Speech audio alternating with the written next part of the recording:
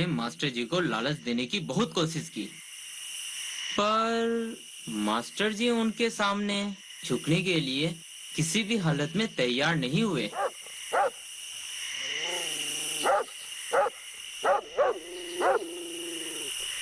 उन्होंने तो सीधे व्यवसायी को चुनौती दे डाली कि अगर वो चुपचाप उनके गांव से नहीं गए तो पहले तो वो सरकार से सहायता लेंगे, पर जरूरत पड़ने पर वो उनके खिलाफ आंदोलन भी शुरू कर सकते हैं। क्या वो लोग आंदोलन करेंगे? फिर तो हमारे सामने बहुत बड़ी मुसीबत खड़ी हो जाएगी।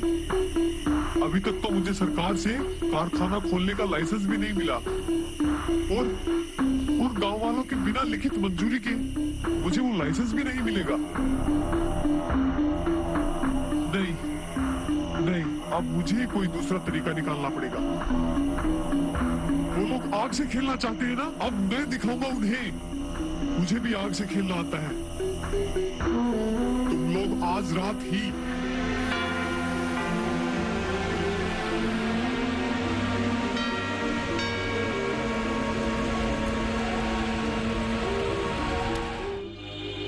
लोग कितने स्वार्थी हो सकते हैं, तब मुझे पता नहीं था।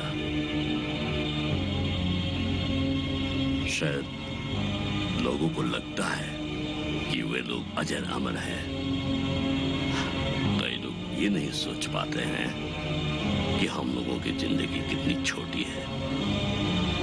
जन्म और मृत्यु, ये जन्म और मृत्यु का जो फैसला, अलग शब्दों में कहूं तो ये जो दूरी बिल्कुल कम होता है, क्योंकि ये सोच के बाहर कई लोगों का होता है। वे लोग सोचते हैं कि हम अगाध धन संपत्ति बना लें, मौज मस्ती करें, उसी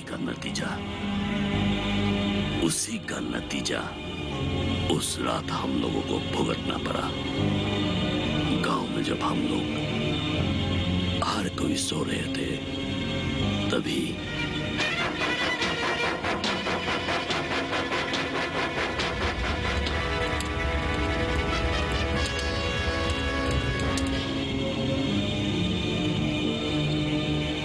अरे ये तो रियल लाइफ से भी बढ़कर हुआ। हम तो फिल्म बनाने वाले दर्शकों को कुछ चमक धमक दिखाने के लिए अपनी फिल्म की ओर आकर्षित करते हैं। कितना सदमा पहुंचा होगा सत्य के मन पर जब उसने देखा कि उस आग के कारण उसके माता पिता और कई गांव के लोग जलकर राख हो गए। सचमुच ये जो रियल लाइफ स्टोरी तुम मुझे बता रहे हो, ये फिल्म बनाने के लिए बहुत ही बढ़िया है। जुल्म करना जितना बड़ा अपराध है, जुल्म सहना उससे भी बड़ा अपराध है। तुम्हारे साथ इतना बुरा हुआ और सरकार ने कुछ किया, सजा मिली कुछ व्यवसायी को? सिर्फ शांति शांति कहने से समस्या का हाल नहीं होता। जरूरत पड़ने से बंदूक भी उठानी पड़ती है, गोली भी चलानी पड़ती है। आज तुम्हारे साथ जो हुआ, कल और किसी के साथ होगा। कब तक हम गरीबों के साथ ये अन्याय होता रहेगा? इसके खिलाफ अभी आवाज उठानी होगी और इसी कारण हमने गरीबों, निम्न वर्ग के उत्थान के लिए ये संगठन खोला है। अब हम तुम्हारे माता पिता को तो वापस नहीं ला सकूंगा और तुम्हारा बदला तुम जरूर ले सकते हो और फैसला तुम्हारे हाथ में है। तुम चाहो तो हमारा संगठन का हिस्सा बन सकते हो। उस समय मैं बहुत छोटा था। क्या जानता था मैं? कुछ भी तो नहीं। सोच विचार का जो हॉराइजन है लिमिटेड था, इसलिए वो कमांडर ने मुझे जो कुछ भी बोला मैं सही मान लिया, और उसके तुरंत बाद मैं उन लोगों के साथ जंगल में जिंदगी बिताने लगा। कैंप का लाइफ अब तो जानते ही होंगे, वो भी टेररिस्ट कैंप। कठोर जीवन था, पर मुझे जैसे बोला गया था मैं करता गया। उपाय भी क्या था, क्योंकि मैं तो आपको बोला ही है, सोच समझ बहुत कम था। जैसे हमें सामयिक प्रशिक्षण दिया था, गैरिला ट्रेनिंग दिया था, उसी तरह से थोड़ा बहुत पॉलिटिकल आइडियोलॉजी के ऊपर ज्ञान भी देते थे। वे लोग कहते थे कि नहीं, अगर हम शहर से संग्राम नहीं करेंगे, जो लोग हम लोगों को शोषण कर रहे हैं उन्हें अगर नहीं मारेंगे, तो हम लोगों को एक सोसाइटी जिसको कहते हैं बेस्ड ऑन इक्वालिटी नहीं मिल सकता है। और मैं भी बहक गया एक यूटोपियन सोसाइटी के सोच में, ख्वाब में, कल्पना में।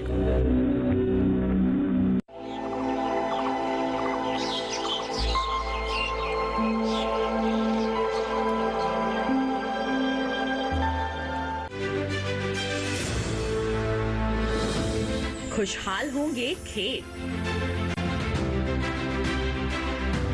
पशु भी रहेंगे स्वस्थ, सरकारी स्कीम का होगा लाभ, जब एक्सपर्ट्स का मिलेगा साथ, किसानों के सवाल विशेषज्ञों के जवाब, अब सिर्फ एक फोन कॉल पर। देखिए अपना खास प्रोग्राम। हमारे टोल फ्री नंबर हैं 1800-113060, 1800-113061। हेलो किसान, सोमवार से शुक्रवार शाम 6 बजे सिर्फ दूरदर्शन किसान पर।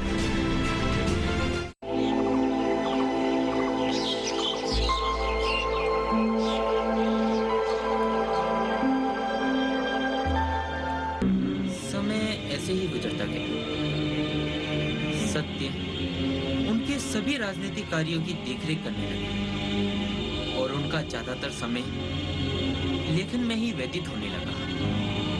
वो समाज में समता और निम्न वर्ग के साथ हो रहे अन्यायों के बारे में लिखते और संगठन में जुड़े नए सतीत उनके संदेश आम जनता तक पहुंचाते। उन्होंने कभी संगठन के वास्तविक कार्यों पर ध्यान ही नहीं दिया, पर एक दिन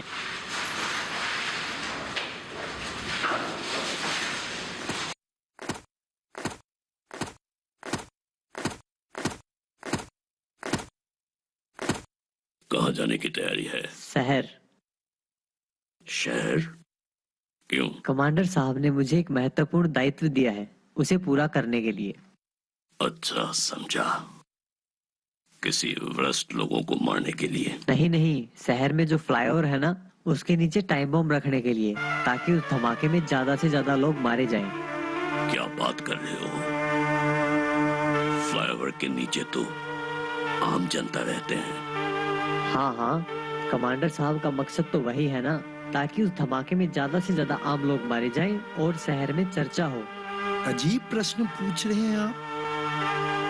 इतने दिनों से संगठन में हो, आज कमांडर साहब के एक आदेश पर सवाल उठा रहे हैं सर जी? उठाना पड़ रहा है, क्योंकि पहले ऐसा आदेश कभी नहीं दिया था। हम सिर्फ और सिर्फ समाज के भ्रष्ट लोगों के खिलाफ कदम उठाते थे, पर आज तो संगठन के उसूलों के खिलाफ जाने वाले ये कदम उठाने के लिए हमारे सतीत तैयार हो रहे हैं। बेकसूर लोगों को हम बोलो, हम क्यों मरने देंगे? हम क्यों मरने देंगे? सुनो, और फिर हम ही अपने छवि को अच्छे बनाने के लिए झूठ का सहारा देंगे।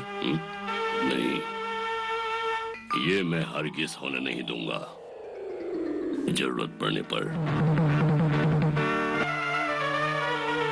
मैं अधोगति पर जा रहे ये संगठन को छोड़ दूंगा। छोड़ देंगे? जरूरत पड़ने पर हाँ। सुना है कमांडर साहब और सत्य के बीच में घमासान हुआ है। घमासान? मतलब? नहीं नहीं, गोलीबारी का घमासान नहीं, बातों का घमासान, तर्क युद्ध का घमासान। और अब तो यह भी सुनने को मिल रहा है कि संगठन 2 गुटों में बंटने जा रहा है। कैसे? एक जो सहस्त्र आंदोलन में कायम रहेगा और दूसरा जो सत्य सर के नेतृत्व में सरकार के सामने आत्मसमर्पण करेगा। अच्छा, तो इसी के बाद सत्य और गुरु के साथियों ने सरकार के सामने सरेंडर किया। जब हम लोग संगठन में थे तब कुछ नियम कानून से बंधे हुए थे। जैसे ही हम लोगों ने संगठन छोड़ के आत्मसमर्पण कर दी, तब तो बंधन बिल्कुल नहीं रहा।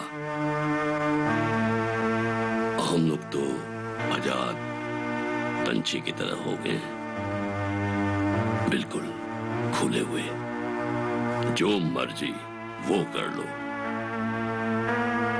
मैंने एक चीज नोट किया कि ज्यादातर जो सतीत हम लोगों के थे, वे लोग तो कुछ अलग ही मार्ग पर जा रहे थे। जो चीज उन लोगों ने आम जिंदगी में नहीं रह के जंगल में खोया था, उसे पाने के लिए वे लोग बेकाबू हो गए थे। उन लोगों के जिंदगी के मकसद एक ही बन गया कि जैसे भी हो खूब पैसा कमाओ और ऐश आराम की जिंदगी बिताओ। और कोई कोई जो मेरे जैसे थे, विवेक पर जोर देते थे, विवेक की बात सुनते थे, वे लोग ऐसे नहीं करते थे। एक सरल आदर्शपूर्ण जिंदगी बिताने चाहते थे। चाहते तो थे हम लोग, पर क्या कहें, ये जो समाज है, नहीं, मैं हर एक को दोषी नहीं ठहरा रहा हूं। कोई कोई हम लोगों को इनडायरेक्टली आम जिंदगी जीने के लिए नहीं देना चाहते थे, क्योंकि उन लोगों का मन में एक डर था। ये लोग तो थोड़े दिन पहले तक गोलियों के बौछार से बातें करते थे, और अब अगर उनके करीब जाऊंगा, पास जाऊंगा, दोस्ती करूंगा, कौन जानता है अचानक गुस्सा आने से या कुछ जो अनप्लेजेंट बातें हो, तभी तो ये लोग हमको मार डालेंगे। वो तो वो, और पुलिस का भी क्या कहूं, आसपास में कहीं कुछ घटना हो, किसी का मर्डर हो, तो हमें थाने में ले जाते हैं और पूछताछ करते हैं और बोलते हैं कि शायद आप ही उस क्राइम में जुड़े हुए हो या आपने ही उस आदमी को मारा है। तो ये सब देखकर कभी कभी तो ऐसा लगता है कि एक सही जीवन बिताना हम लोगों के लिए बहुत मुश्किल है।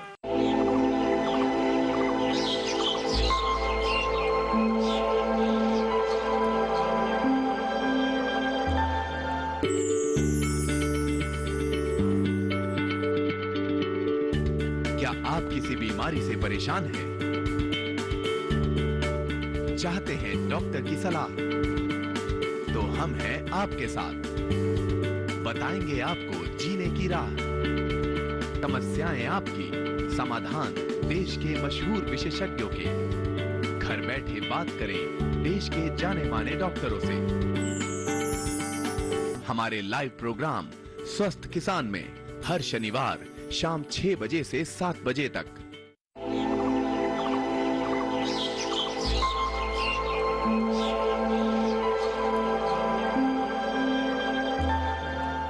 यार अजय, मुझे तो समझ में नहीं आ रहा है, मैं करूँ तो क्या करूँ। पिताजी फॉरेस्ट डिपार्टमेंट में थे और जिंदगी में कभी घूस नहीं ली, और अब रिटायरमेंट के बाद सिर्फ पेंशन, उसी से ही घर चल रहा है।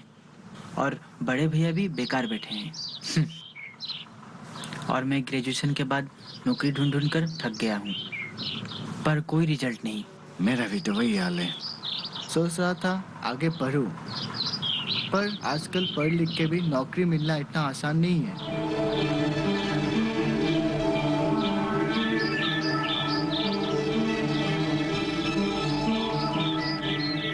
इनको पहचाना? लगता है कहीं देखा है, पर कहाँ ठीक से याद नहीं आ रहा है। ये उग्रवादी संगठन का एक कमांडो था। उग्रवादी संगठन? उग्रवादी संगठन के ऊपर सरकार ने प्रतिबंध लगा रखा है, और ये इतने आराम से कैसे घूम फिर रहा है? पुलिस के हाथ नहीं लगता क्या? ये थे, पर अभी है नहीं। अच्छा समझा। बीच में अखबार में पढ़ा था कि कई उग्रवादी सरकार के सामने आत्मसमर्पण कर रहे हैं। हाँ वही तो, ये आत्मसमर्पणकारी है। सुना है ऐसे आत्मसमर्पणकारी लोग मेन स्ट्रीम में आकर अभी भी गुंडागर्दी, मारकाट, पैसे कमाने के चक्कर में लगे रहते।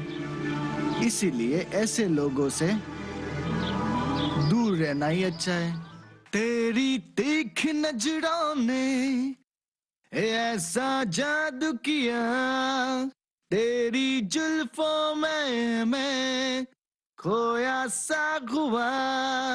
आज कह दे तू भी कि तू मेरी है, आज कह दे तू भी।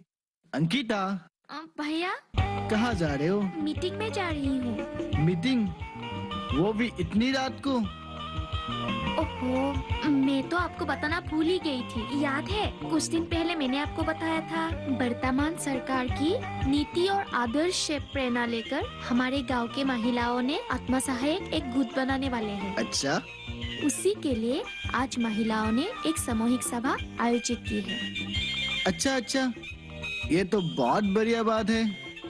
ऐसा करके आगे बढ़ने से वुमेन एम्पावरमेंट की दिशा में तुम लोग एक ठोस कदम उठा पाओगे, क्योंकि महिला सबलीकरण आज समय की पुकार है। शायद तुम ये जानती हो अंकिता, फिर भी सुनो।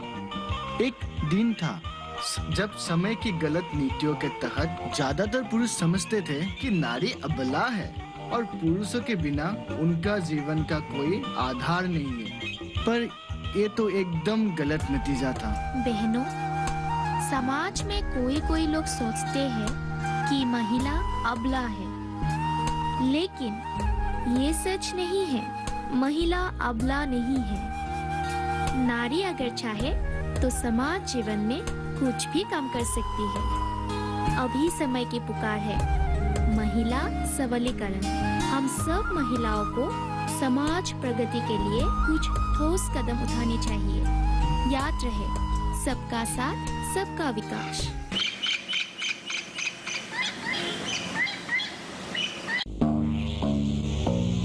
कौन है आप? छोड़ दीजिए मुझे, छोड़िए, छोड़िए, छोड़िए मुझे, मैं चिल्लाऊंगी अभी। छोड़िए मुझे, जाने दीजिए। चुप ड्राइवर।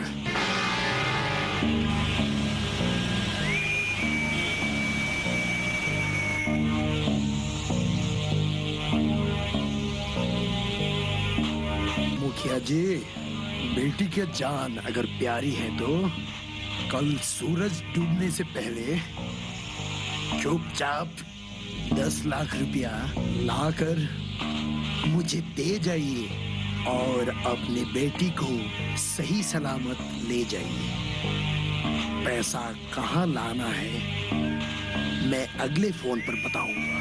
याद रहे, किसी को कानो कान खबर ना हो, वरना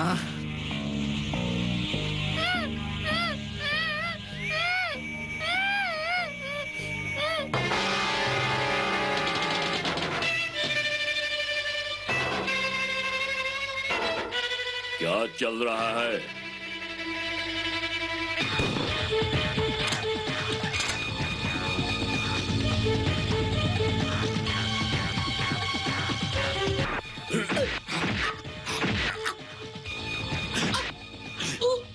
है ना भैया, मेरे साथ जो घटी वो बिल्कुल फिल्म जैसी थी।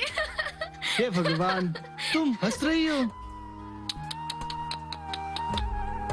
वो अगर सही समय पर नहीं पहुंचते तो आज क्या कुछ नहीं हो जाता। एक देवता समान आदमी को मैं भेड़िया समझ बैठा था।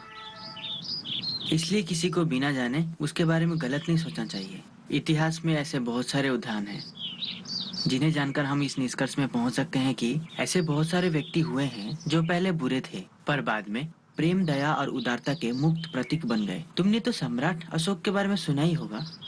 कलिंग में खून खराबा देखकर उनकी अंतरात्मा जाग गई और गौतम बुद्ध की अहिंसा की वाणी देश विदेश में फैलाने की कोशिश में कामयाब रहे। बहुत ही कम समय में सत्य ने गांव के नौजवानों को इकट्ठा कर प्रशिक्षण देना शुरू किया और सबने पूरे उत्साह के साथ उसमें बढ़ चढ़कर भाग लिया। गांव में जो भी लोग हैं जिनको अवसर नहीं मिलता है ट्रेनिंग के लिए, ऐसा कुछ एम्पावरमेंट के लिए, ताकि कि वो सिक्योरिटी फोर्सेस, हर एक आदमी तो डॉक्टर इंजीनियर नहीं बन सकता है। बिल्कुल। कुछ लोग सिक्योरिटी फोर्सेस में, पुलिस फोर्सेस में, आर्म फोर्सेस में ज्वाइन करना पड़ेगा।